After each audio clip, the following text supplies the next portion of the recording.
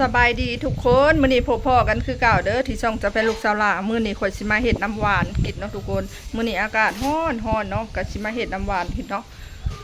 นี่เฮ็ดแบบง่ายๆนะทรงน้ำหวานกินแบบง่ายๆเอาซื้อเป็นซองมาทรงเนาะนี่สิเป็นสตรอเบอรี่กับชาไทยมื้อหน้าข่อยซื้อเผือกกับเมลอนเนาะแล้วก็น้ำชานมชมพูแต่ว่าข่อยบ่ได้ถ่ายคลิปให้เบิ่งเนาะทุกคนมื้อนี้ก็เลยสิมาถ่ายคลิปให้เบิ่งแล้วก็สิมาชงกันเลยเนาะชงแบบง่ายๆนี่เนาะทุกคนเฮาสิมาเทน้ำร้อนใส่หม้อเทน้ำร้อนใส่หม้อก่อนน้ำร้อนจะต้องเนาะต้มจังจะบอกสำนันเจ้า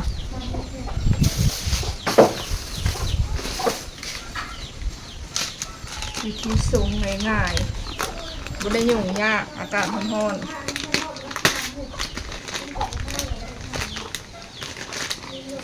เทน้ำตาลให้น้ำตาลละลายโว้โยนมเนาะทุกคนอันนี้จะเป็นรสสตรอเบอรี่กับชาไทยเนาะนุ่มกับข้าวหยินไปแล้วมันนะบ่ฮู้ว่ามันสิหวานเข้มข้นหรือเปล่าแต่การวุ้นที่เหลือจากมื้อนั้นน้อยหนึ่งมื้อหน้าเฮาเฮ็ดกินแล้วเนาะมีเผือกมีเมลอนแล้วมีนมชมพูแต่ว่าเฮาได้ถ่ายคลิปให้เบิ่งทุกคนส่งแล้วเนาะทุกคนเบิ่งเล็กน้อยก็ถ่ายคลิปอยู่แล้วมั้ยกินบ่ค่อยใส่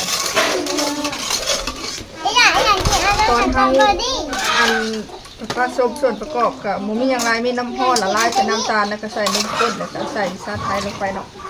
อันนี้คือเป็นสตรอเบอรี่เดี๋ยวเราสิคนให้น้ำตาลกับนมมันแตกจากกันเขาคือแบบเป็นซองมาเห็ดเนาะทุกคนอันนี้ซองมันซองรสสตรอเบอรี่หอมตัวมุ้งกับรสชาไทยหอมคันเฮามีเครื่องปั่นเฮาสามารถเอาไปปั่นได้เนาะเอาน้ำก้อนเทลงไปได้กับหัวน้ำนี่ลงไปก็คือแบบหวานเลยเอาน้ำยังแพ้ชาไทยหวานลงเลยบ่สีสวยอย่างละซองทุกคนเอ้ยอย่างละซองกับบัวลายน้ำหนึ่งอย่างเลย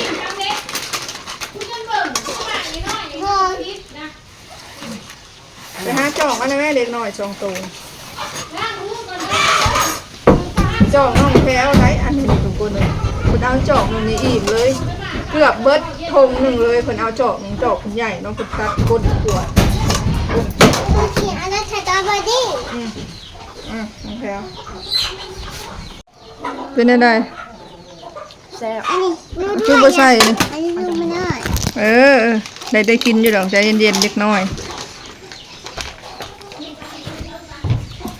โอ้ยน้ำมันลงหมดเลยใส่บุ้นใส่บุ้นเลยใส่รถน้ำมันอยากขี้อยู่ได้แผลเลยมึงต้องให้อันมันกลัวกันก่อนให้มันกลัวกันก่อนกินแบบนั้นมันคิ้วกินอันนี้ต้องเอาชาไทยหวดอีกมาทุกคนเดี๋ยวเราสิมากินเนาะเราตักเอาบ่หลายเพราะว่าเราซื้อมาอย่างละทงเนาะมันก็ส่งแล้วมันก็ได้บ่หลายปานใดค่อยก็เอาน้อยหนึ่งเนาะแบ่งกันกินหลายคนนั่นแหละมื้อนั้นก็ซื้อมาเฮ็ด3อย่าง3ชนิดแต่บ่ได้ถ่ายคลิปให้เบิ่งเนาะมื้อนั้นค่อยจะเอารสเผือกแล้วก็รสอันเมลอนแล้วก็อันเฮ็ดนมชมพูเนาะเฮ็ดแบบง่ายๆเลยเพราะว่ามันบ่ได้ยุ่งยากเนาะเฮ็ดน้ำอันนี้มื้อนี้เฮาก็เลยซื้อมาเพิ่มซื้อเป็นสตรอเบอรี่กับชาไทยเนาะเบิ่งร้านข่อยทางหลังก็ให้เนาะทุกคนให้หาแม่เพิ่นเอาแม่เพิ่นออกไปข้างนอกทุกคนเอ้ยแม่เพิ่นเอามาฝากไว้ก็ให้แท้ให้ว่ายั่วแนวใดก็บ่เซาเนาะยั่วให้กินน้ำอันนี้ก็คือแบบบ่กินบ่สนใจหยังเลยแบบให้อย่างเดียวเนาะเสียงเอกเสียงดังแท้ดังว่ากินน้ำหวานเด้อทุกคนน้ำชาไทยเฮาบ่มีแก้วเนาะเฮากินใส่ตุกใหญ่ไปเลย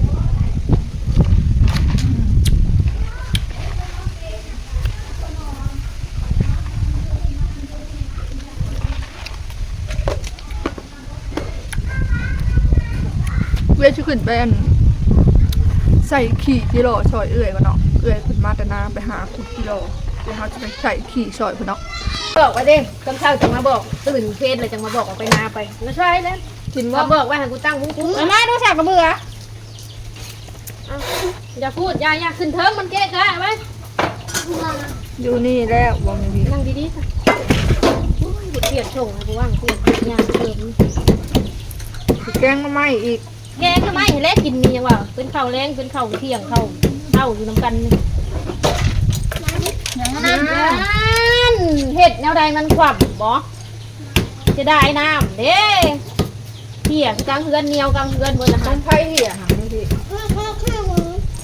ต้องไผ่ใส่ มันเหี่ยเองวะลูก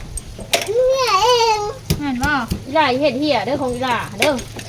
ของแม่ยังบ่ได้กินเป็นญาติของกูอีกกูจักหา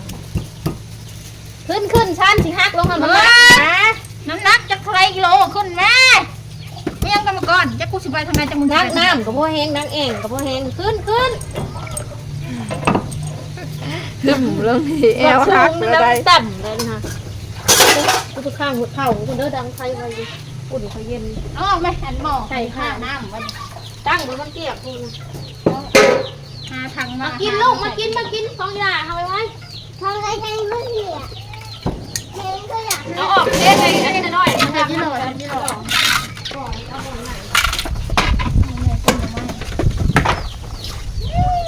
เขามันจังมีอุ่นแล้วอุ่นอีก เผ็ดน้ำสั่งเด้อกูตีเด้อ นี่นะ น้ำยุ่งกับน้ำฉันคือนะฮันไอ้เพี้ยนว่ากูคือหมูยืนที่นี่แล้ว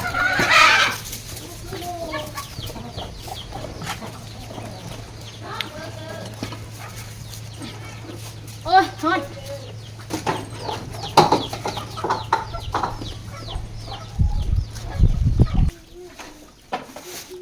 ปวดจิโล เหือกแห้งเหือกมา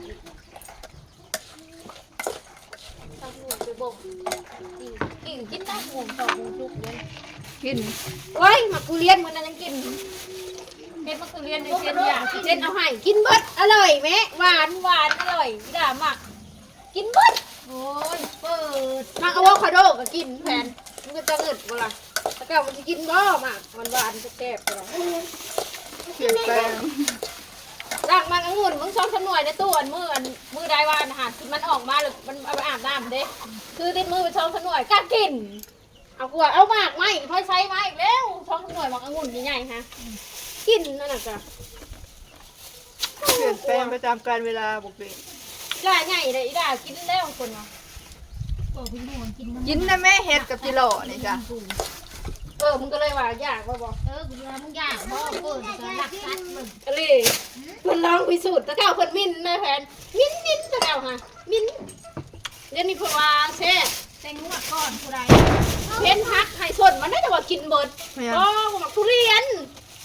เขาเนี่ย หมักม่วง3 หน่วยแม่จะเอาไปบ่มไว้ให้ด่ากิน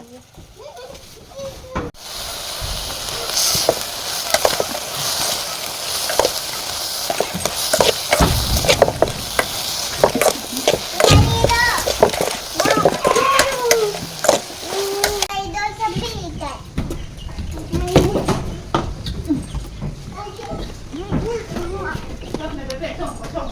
น่าจะหมดเองน่าจะหมด เลยเพราะอันนี้นะ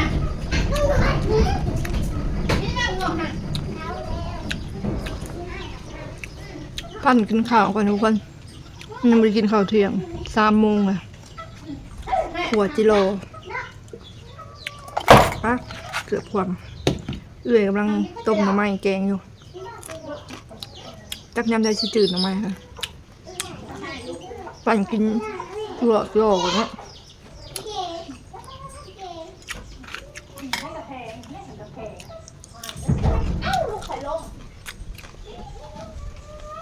นี่มาได้ อย่างกูเสียวอีก บ่เคาะบ่เคาะ มากินข้าวลูก นั่งลงไปเลย สบายดีเด้อพี่น้องสบายดีเด้อพี่น้องมาได้กินข้าวกินข้าวกันเด้อนั่งรถคนด่วนได้สิกินยังบอกมา ตื่นได้ไหมคะ ไม่ เอาไว้เอาไว้เอาไว้เหนื่อยน้องเอาไว้เอาไว้มึงจะตีจะหรอวะ พอนชินะ เอาไว้เอาไว้เอาไว้ลูกมา มาเด้อคนมาเด้อมากินแกงหน่อไม้เด้อแกงหน่อไม้ปวดจิโลเอาพยางเพลงยัง ไม่ที่เห็ดเล่น ยาเอาไปกินเด้อ มันไม่ ตัวใดกินตัวใดไม่ใช่ไหมหลายตัวนี้มั้ย เนาะอีกกว่าหอย กินตัวใดลูกกินหรอกปะ เช้ากินข้าวแห้งครับ ยำเด้อน้องยำเด้อ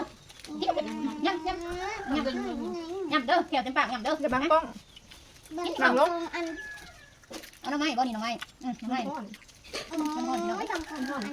มันต้องซีอันดู อย่ามาแบบก่อน อย่าบังกล้องเราหน่อย กินปะ อย่าที่ง่าย นี่น้องไม้นี่ ย่าง ย่างทั้ง กิ ปี นย่างทั้งหลังแม่ คนมันกินปะ หนึ่งทั้งทีนี้ อย่าผิวคืออะไรอยู่กับแม่ที่ผิวกับยังบอกว่า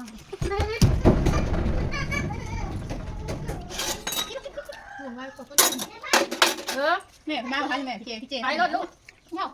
เอาแล้วเนาะสำหรับคลิปนี้ขอจบคลิปเอาไว้สำหรับนี้ก่อนเด้อฝากทุกคนกดไลค์กดแชร์ฝากเบิ่งโฆษณาเพื่อเป็นกำลังใจให้ซาแพนเด้อซาแพนกับบ่ค่อยได้มีคลิปลงคู่มือก็อย่าฟ้าวลืมกันเด้อคิดฮอดคิดถึง FC คือเก่าคลิปหน้าพอกันไหม